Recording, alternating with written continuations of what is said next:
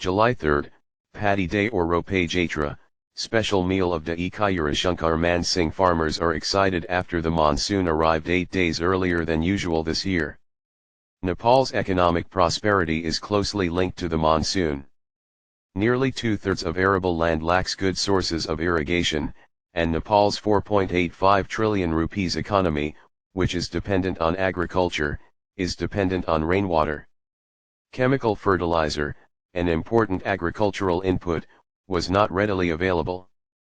Fertilizers contain the nutrients that plants need, such as nitrogen, phosphorus, and potassium, to enhance their growth. Attempts to import chemical fertilizers from India to avoid the crisis ahead of the major paddy planting season have not been fruitful, as Nepali farmers have been hit hard by repeated shortages.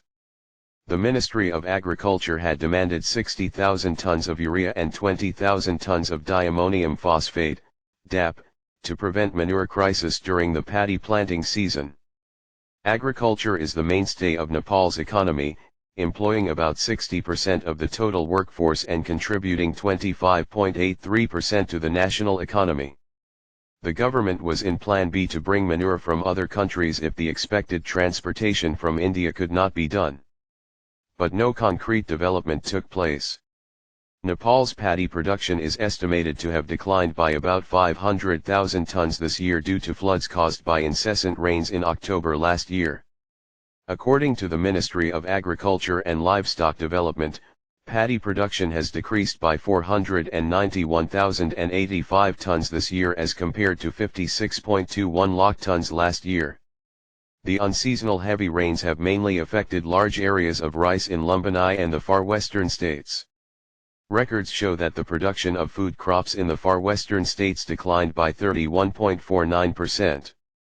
Natural disasters have reduced production by 18.38% in Lumbini, 8.76% in Karnali, 3.24% in State 1, 20.93% in State 1 and 0.35% in Bagmati. In the 8 months from last July to February, Nepal has imported paddy and rice worth 36.76 billion rupees. In the corresponding period of the previous year, rice import was 35.15 billion rupees. Nepal has imported rice from India, USA, Vietnam, Japan, and Thailand, according to the customs. According to the statistics of the Ministry of Agriculture Development, 5.13 million metric tons of paddy was produced in Nepal in 2077/78. In 2076/77, Nepal had produced 5.62 million metric tons of paddy. However, this product has been imported from abroad as it has not reached Nepal. National Paddy Day. It is the time of the peak of the rains, but the raindrops are not the same everywhere in any year. The recurrence of the fact that there was enough rain and the paddy seedlings dried up without any rain varies from year to year. Ashadh 15 of every year is also celebrated as National Paddy Day. This year's National Paddy Day is a little different. The agricultural country of Nepal has now become a popular destination for foreign employers, and the reason for this is the lure of passports that have fallen into the hands of those who have to take a shovel. Every year on Paddy Day, two things are made the main focus: one is modernization in agriculture and the other is reduction in food imports. In this year's budget, imports and agricultural imports will be reduced by 30%. Nepal import bags of rice, pulses, wheat, etc., which is against Nepali self-esteem and the ideals of agriculture.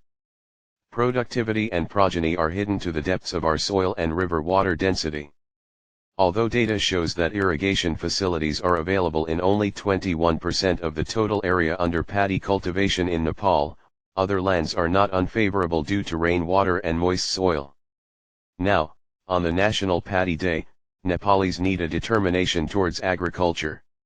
Historically, before the 1970s, Nepal was one of the few rice exporting countries in the world, but in the last few decades, we have become the largest importer. Nepal is suffering trade deficit due to high imports and low exports, and if we do not focus on agriculture in time, future generations will suffer the consequences. Let all Nepalis have enough to eat 2 meals and share something. Glory to the soil. Happy Paddy Day. Paddy was cultivated in an area of 1.47 million hectares. It is seen that 5.6 million 21,000 metric tons of paddy has been produced from that. Although there are grounds to improve food security by increasing paddy production in the country, to become self-reliant in paddy and to increase employment and income by linking production with industry, it has not been implemented. Rice is one of the best, most nutritious, and most widely used crops in the world. In the case of Nepal, rice is undoubtedly the most important grain. According to our cultural beliefs, 15 Ashadh is considered as auspicious day for planting paddy for the year. The annual festival of Nepal, National Paddy Day, Nepali National Paddy Planting Day, begins with the making of dayang in the village before entering the rice field. The paddy planting season has started again, and it is the most important season of the year for everyone. Paddy is planted in 1.6 million hectares of land, resulting in a harvest of 5 million tons of paddy, and a per capita consumption of about 120 kilograms of milled rice. Nepalis have maintained paddy as their main crop for the longest time. Rice is the main source of agriculture. Rice contributes about 20% to the GDP of agriculture, more than 50% of the total grain food production and about one-third of the calorie intake for Nepalis.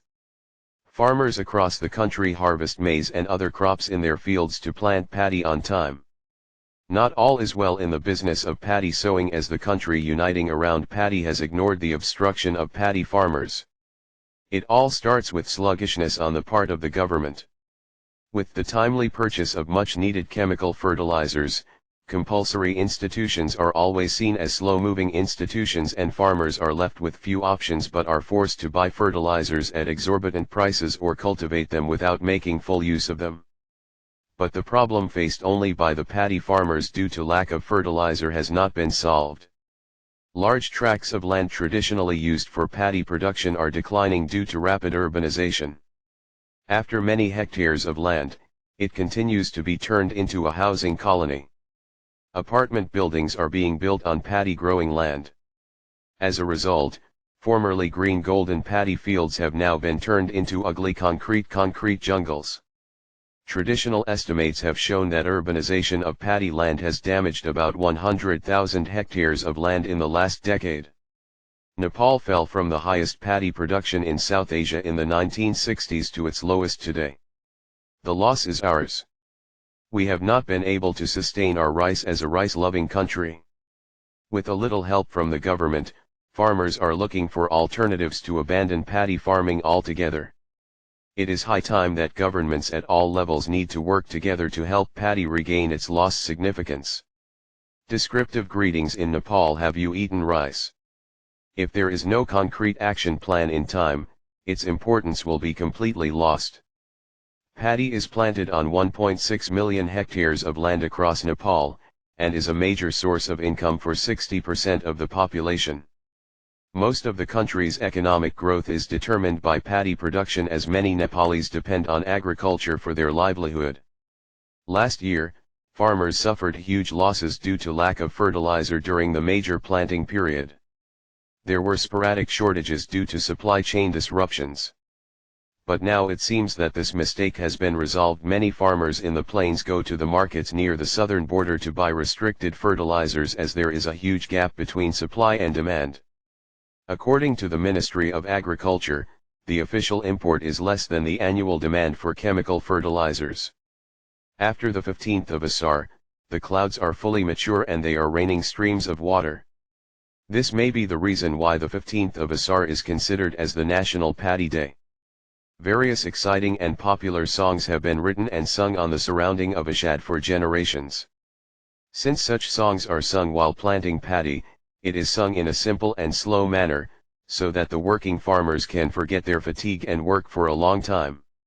Rejoicing with each other by planting paddy secretly in the mud shaken by the plowmen, the planters, and the buffaloes love the soil that gives food by playing in the mud and even exchanging love with each other through the verses of the song.